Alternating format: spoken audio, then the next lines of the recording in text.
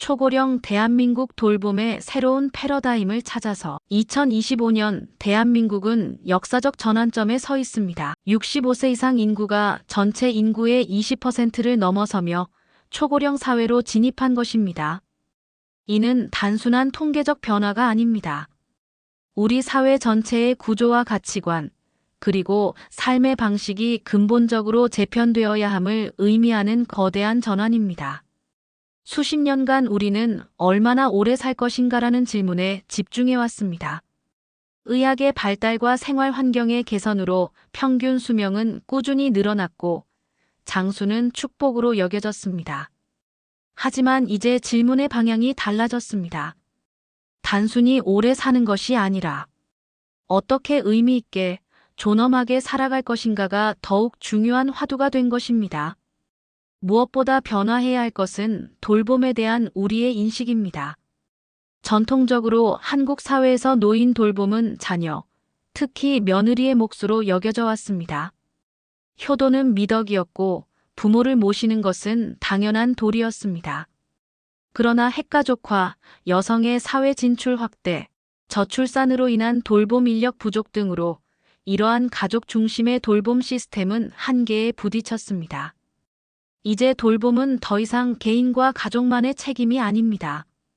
사회 전체가 함께 짊어져야 할 공동의 과제가 되었습니다. 오늘 우리가 마주한 부모의 노화는 곧 우리 자신이 겪게 될 현실이기도 합니다. 그리고 지금의 청년들이 노년기를 맞을 때는 지금보다 훨씬 더 복잡하고 어려운 상황에 처할 수 있습니다. 이러한 현실 앞에서 우리는 새로운 해답을 찾아야 합니다. 정부의 정책적 지원, 지역사회의 돌봄 네트워크 구축, 기술을 활용한 혁신적 돌봄 서비스, 그리고 무엇보다 돌봄에 대한 사회적 인식의 전환이 필요합니다. 돌봄은 부담이 아니라 우리 모두가 함께 만들어가야 할 새로운 사회 시스템이어야 합니다. 오늘 이 다큐멘터리는 초고령 사회 대한민국의 생생한 현실을 기록합니다. 돌봄 현장에서 만난 사람들의 이야기를 통해 우리가 직면한 도전과 가능성을 동시에 살펴봅니다. 그리고 지속 가능한 돌봄 사회를 위한 새로운 패러다임과 실질적 해법을 함께 모색해봅니다. 초고령 사회, 우리 앞의 풍경. 변화하는 한국, 늙어가는 사회. 1970년대 한국인의 평균 수명은 60세에 불과했습니다. 그때만 해도 환갑잔치는 진정한 장수의 축하였고 70세까지 사는 것은 특별한 일이었습니다. 하지만 불과 반세기가 지난 지금 우리의 평균 수명은 83세를 넘어섰습니다. 이는 분명 축복입니다. 의학의 발달, 생활 환경 개선, 영양 상태 향상으로 우리는 전례 없이 긴 삶을 누리게 되었습니다. 하지만 길어진 수명은 동시에 예상치 못한 무거운 짐을 안겨주었습니다. 단순히 오래 사는 것과 잘 사는 것 사이의 간극이 점점 벌어지고 있는 것입니다. 속도의 역설, 가장 빠르게 늙어가는 나라. 한국은 세계에서 가장 빠른 속도로 고령화가 진행되는 나라입니다. OECD 국가들이 수십 년에 걸쳐 경험한 인구 고령화를 우리는 불과 10여 년 만에 겪고 있습니다. 2025년 현재 65세 이상 인구가 전체의 20%를 넘어선 초고령 사회에 진입했고 20여 년 후에는 국민 3명 중 1명이 노인이 될 전망입니다. 이러한 급속한 변화는 사회 전반에 충격파를 가하고 있습니다.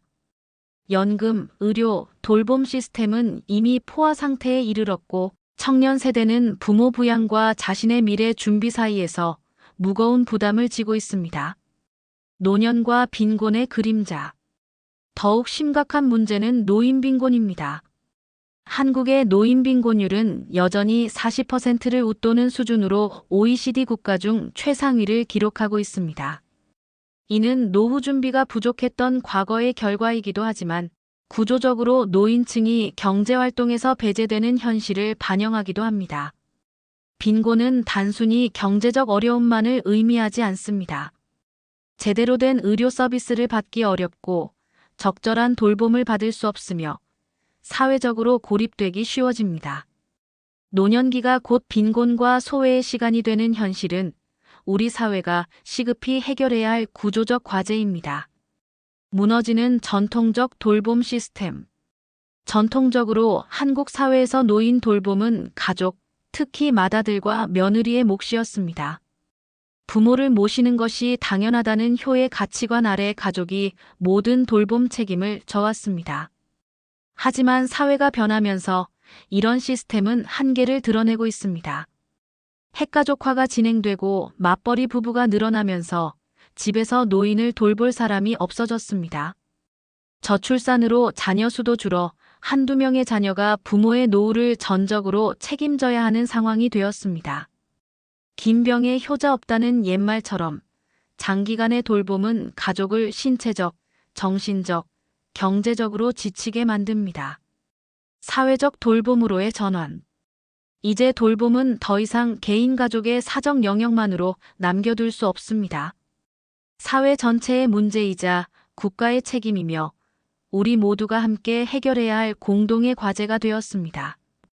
개별 가족의 희생과 헌신에만 의존하던 시대에서 벗어나 체계적이고 지속 가능한 사회적 돌봄 시스템을 구축해야 할 시점입니다. 집으로 가는 돌봄 재택 의료와 장기 요양 보험. 새로운 실험의 시작, 재택의료센터. 2025년 1월, 한국 사회는 돌봄의 새로운 장을 열었습니다. 전국 91개 시군구 135개 기관에서 재택의료센터가 동시에 문을 연 것입니다. 이는 단순한 의료 서비스의 확장이 아니라 돌봄 패러다임의 근본적 전환을 의미하는 역사적 실험이었습니다. 기존의 의료 시스템은 환자가 병원을 찾아가는 구조였습니다. 거동이 불편한 노인들도 진료를 받기 위해서는 반드시 병원에 가야 했고, 이는 환자와 가족 모두에게 큰 부담이었습니다. 특히 중증 질환자나 와상 상태의 환자들에게는 병원 방문 자체가 고통스러운 일이었습니다. 재택의료센터는 이런 현실을 완전히 뒤집었습니다. 이제 의료진이 환자의 집으로 찾아갑니다. 의사는 집에서 직접 진료하고 처방을 내리며 간호사는 약물 관리와 상처 치료를 담당합니다. 물리치료사와 작업치료사는 환자의 생활 공간에서 맞춤형 재활 프로그램을 제공하고 사회복지사는 필요한 돌봄 서비스와 지역 자원을 연결해 줍니다. 통합적 돌봄의 실현. 재택의료센터의 가장 큰 장점은 의료와 돌봄이 하나의 체계 안에서 통합적으로 제공된다는 것입니다. 과거에는 의료는 병원에서, 돌봄은 요양기관에서 따로 받아야 했지만 이제는 집이라는 하나의 공간에서 모든 서비스를 받을 수 있게 되었습니다. 환자에게는 익숙한 공간에서 치료받을 수 있다는 심리적 안정감이 주어집니다. 자신만의 침실, 가족 사진이 걸린 거실에서 받는 치료는 차갑고 낯선 병원에서의 치료와는 완전히 다른 경험입니다. 존엄성을 지키며 치료받을 권리가 보장되는 것입니다. 가족들에게도 큰 변화입니다. 환자를 병원에 데려가기 위해 직장을 쉬거나 복잡한 이동 과정을 거치지 않아도 됩니다. 집에서 전문적인 의료진의 돌봄을 받는 가족을 보며 안심할 수 있고 자연스럽게 돌봄 과정에 참여할 수도 있습니다. 장기요양보험, 17년의 성장과 발전. 한편 2008년 도입된 장기요양보험은 이미 우리 사회의 핵심 안전망으로 자리 잡았습니다. 초기에는 요양원 입소 중심이었던 서비스가 17년 동안 다양하게 발전해왔습니다. 방문 요양 서비스를 통해 요양보호사가 집으로 와서 신체 돌봄과 생활 지원을 제공하고, 주간보호센터에서는 낮 시간 동안 전문적인 돌봄과 다양한 활동 프로그램을 제공합니다. 복지용구 지원 서비스도 눈에 띄게 발전했습니다. 휠체어, 보행기, 전동 침대 같은 기본적인 용구부터 욕창 방지, 매트리스, 이동 리프트 같은 전문 장비까지 대여할 수 있어 가정에서의 돌봄 환경이 크게 개선되었습니다. 2025년 현재 100만 명이 넘는 어르신들이 장기요양보험의 혜택을 받고 있습니다. 이는 단순한 숫자가 아니라 그만큼 많은 가족들이 돌봄의 부담에서 어느 정도 해방되었다는 의미입니다. 남겨진 과제들. 하지만 아직 해결해야 할 과제들이 많습니다. 가장 큰 문제는 야간과 주말의 돌봄 공백입니다. 대부분의 재택 의료와 방문 요양 서비스는 평일 낮 시간에 집중되어 있어 밤이나 주말에 응급 상황이 발생하면 여전히 가족이 모든 것을 감당해야 합니다. 돌봄 인력 부족도 심각한 문제입니다. 질 높은 재택 돌봄 서비스를 제공하려면 충분한 수의 전문 인력이 필요한데 현재 요양보호사, 간병인, 재활치료사 등의 부족 현상이 지속되고 있습니다. 지역별 편차도 큰 문제로 도시 지역에 비해 농촌 지역의 서비스 접근성은 여전히 떨어집니다. 진정한 재택 돌봄이 실현되기 위해서는 24시간 대응 체계 구축, 전문 인력 확충, 지역 기반 강화가 필수적입니다. 집이 단순한 거주 공간이 아니라 전문적인 돌봄이 이루어지는 치료의 공간으로 거듭나기 위한 노력이 계속되어야 합니다. 치매 국가 책임제 2.0 기억을 잃어도 존엄은 남는다. 가족을 무너뜨리는 병, 치매. 노인 돌봄에서 가장 큰 도전은 단연 치매입니다. 치매는 다른 질병과는 성격이 완전히 다릅니다. 당뇨나 고혈압 같은 만성 질환은 약물 치료와 생활 관리로 어느 정도 통제가 가능하지만 치매는 시간이 지날수록 점진적으로 악화되는 진행성 질환입니다. 치매는 환자 개인의 기억과 인지 능력을 서서히 빼앗아갑니다. 처음에는 최근 일을 잊어버리는 정도에서 시작하지만 점차 가족의 얼굴도 자신의 이름도 잊게 됩니다. 익숙했던 집에서 길을 잃고 밤낮이 바뀌며 때로는 공격적인 행동을 보이기도 합니다. 더 큰 문제는 치매가 환자만의 고통이 아니라는 점입니다. 가족 전체의 일상이 송두리째 흔들립니다. 24시간 지켜봐야 하는 부담, 예측할 수 없는 행동으로 인한 스트레스, 점점 낯설어져가는 가족을 지켜보는 마음의 고통까지. 치매 앞에서 가족들은 무력감과 절망감에 빠지기 쉽습니다. 국가가 나서다 치매국 가책임제의 시작. 이런 현실을 직시한 정부는 2018년 획기적인 정책을 발표했습니다. 바로 치매국 가책임제입니다. 치매 관리를 더 이상 개별 가정의 책임으로 남겨두지 않겠다는 국가적 의지의 표현이었습니다. 전국 256개 시군구에 치매 안심센터가 설치되었습니다. 이곳에서는 치매 검진부터 진단, 치료, 상담, 가족 지원까지 원스톱 서비스를 제공합니다. 60세 이상이면 누구나 무료로 치매 검진을 받을 수 있게 되었고, 치매 진단을 받으면 치료비 지원과 함께 다양한 돌봄 서비스가 연결됩니다. 특히 주목할 점은 가족 지원 프로그램의 확대였습니다. 치매 환자를 돌보는 가족을 위한 상담, 교육, 자조 모임이 체계적으로 운영되기 시작했습니다. 치매 환자뿐만 아니라 그 가족도 함께 돌보겠다는 정책 철학이 담긴 것입니다. 진화하는 치매 정책 2.0 시대. 7년이 지난 2025년 치매 정책은 또 한 번 진화했습니다. 단순히 치료와 관리에 머물렀던 1.0에서 벗어나 치매, 환자의 삶의 질과 사회 참여를 중시하는 2.0 시대로 접어든 것입니다. 조기 진단 체계가 크게 강화되었습니다. 인공지능을 활용한 인지검사, 뇌영상 분석, 기술 등이 도입되면서 치매를 더 빠르고 정확하게 진단할 수 있게 되었습니다. 조기 진단은 치매 진행을 늦추고 환자와 가족이 미리 준비할 수 있는 시간을 벌어주는 중요한 의미를 갖습니다. 무엇보다 경증 치매 환자의 사회 참여 프로그램이 눈에 띄게 늘었습니다. 치매 초기에는 여전히 많은 일상 활동이 가능하다는 인식하에 인지자극 프로그램, 원예치료, 음악치료 등 다양한 활동을 통해 환자들이 사회와 연결될 수 있는 기회를 제공하고 있습니다. 가족 지원도 한층 체계화되었습니다. 치매 환자 돌봄 방법에 대한 전문 교육이 확대되었고, 가족들이 서로의 경험을 나누고 정서적 지지를 받을 수 있는 자조 모임도 활성화되었습니다.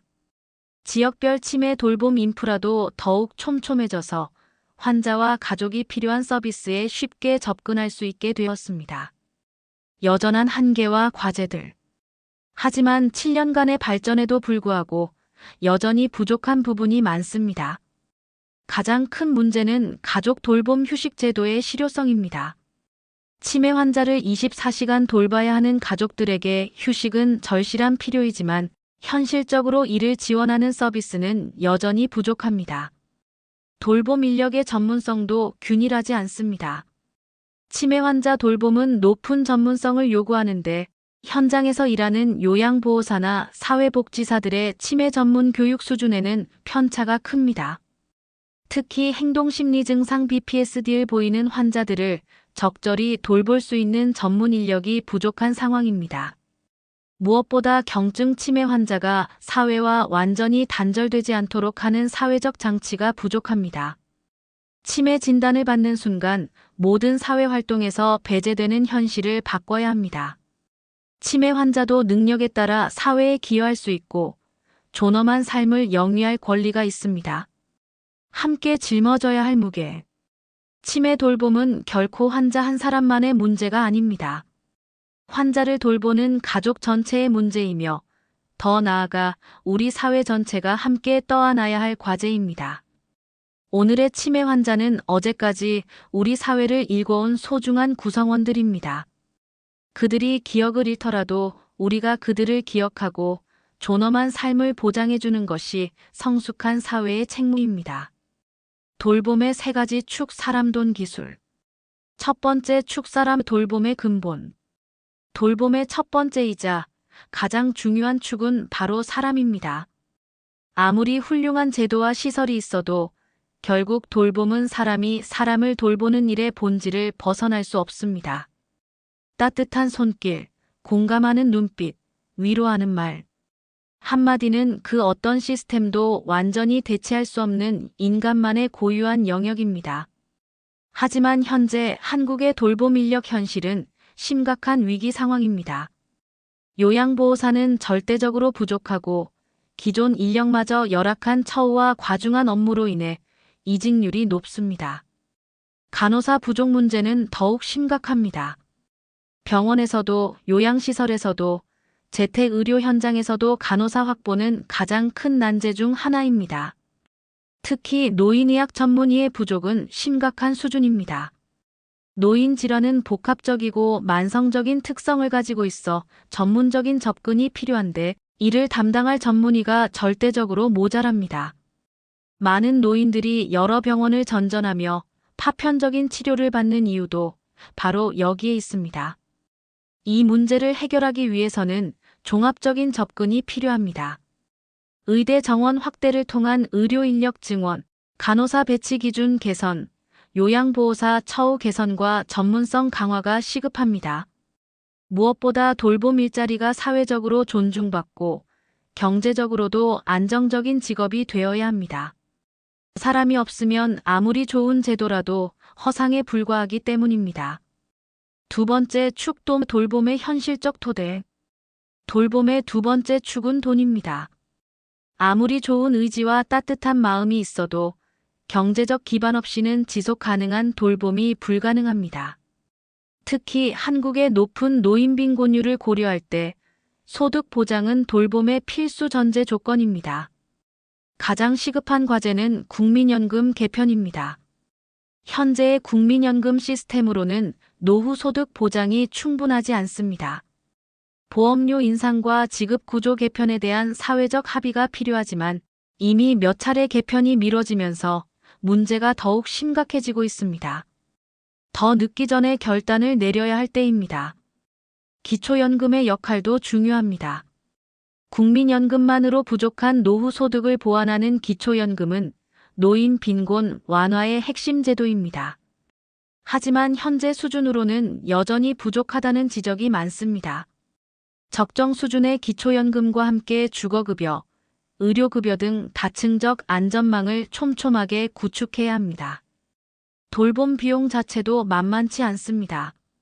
장기 요양보험이 있지만 본인 부담금이 여전히 부담스럽고 보험급여로 커버되지 않는 서비스들도 많습니다. 특히 중산층은 각종 지원에서 제외되면서도 돌봄 비용 부담은 온전히 져야 하는 사각지대에 놓여 있습니다. 소득 수준에 관계없이 모든 국민이 존엄한 돌봄을 받을 수 있는 보편적 시스템이 필요합니다. 세 번째 축 기술 돌봄의 혁신 동력. 돌봄의 세 번째 축은 기술입니다. 4차 산업혁명 시대, 기술은 돌봄의 패러다임을 완전히 바꾸고 있습니다. AI, IoT, 로봇 기술 등이 돌봄 현장에 속속 도입되면서 새로운 가능성을 열어가고 있습니다. AI 돌봄 로봇은 이미 현실이 되었습니다. 단순한 대화 상대를 넘어서 개인의 취향과 건강 상태를 학습하여 맞춤형 서비스를 제공합니다. 고독한 노인들에게는 24시간 함께 있어주는 동반자가 되고 가벼운 우울감이나 불안감을 달래주는 역할도 합니다. IoT 센서 기술은 안전관리의 혁명을 가져왔습니다. 집안 곳곳에 설치된 센서들이 거주자의 움직임을 모니터링하여 낙상이나 응급 상황을 즉시 감지합니다. 화재나 가스 누출 같은 위험 요소도 미리 차단할 수 있습니다. 가족들은 실시간으로 부모의 안전 상태를 확인할 수 있어 안심이 됩니다.